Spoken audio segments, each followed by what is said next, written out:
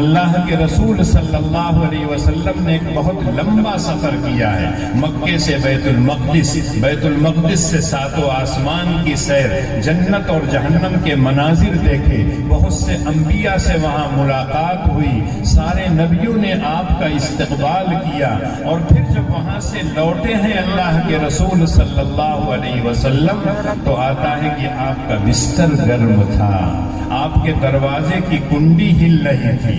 قرآن کے جو الفاظ ہیں سبحان الذی اسری بعبدہ لیلا من المسجد الحرام، علماء بیٹھے ہوئے ہیں، لیلن نکرہ اس لیے آیا کہ پوری رات نہیں، رات کے ایک حصے میں اتنا لمبا سفر کیا ہے۔ آج کا دور ہوتا تو انسان آسانی سے مان لیتا، ایسے طرح طرح کے آلات تیار ہو گئے ہیں، ایسی سواریاں تیار ہو گئی ہیں، دلی میں آپ ناشتہ کیجئے، لندن میں جا کے کھانا کھائیے، امریکہ میں جا کے شام کی چائے پیجئے اور اس کے بعد پھر اپنے گھر لوٹ آئیے۔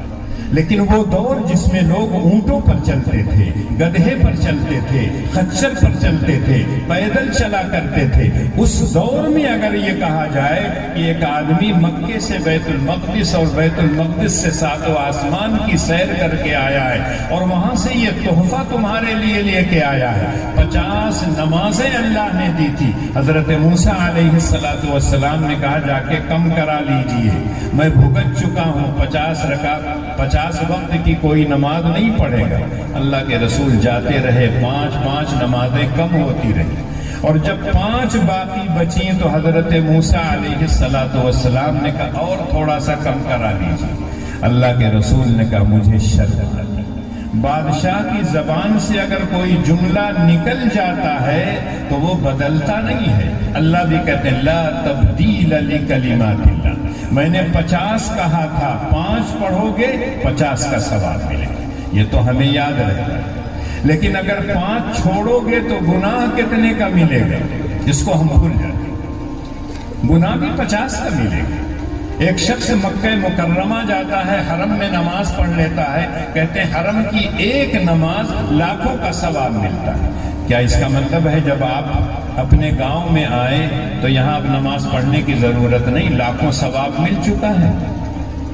جب کہا جائے گا وہاں آپ نے ناشتہ کیا تھا، کھانا کھایا تھا، اب یہاں گھر بھی مت کھانا کھائیے، تو کہیں گے نہیں، ڈاکٹر کہتے ہیں ناشتے کے بغیر آدمی کی صحت گڑبڑا جاتی ہے، تو ناشتہ کرنا ضروری سمجھتے ہیں، لیکن نماز پڑھنا ضروری نہیں سمجھتے، اس لیے کہ وہاں مسجد کی آبادی، گاؤں کی آبادی، دونوں کا موازنہ کیجیے، آسمان زمین کا فرق ہے۔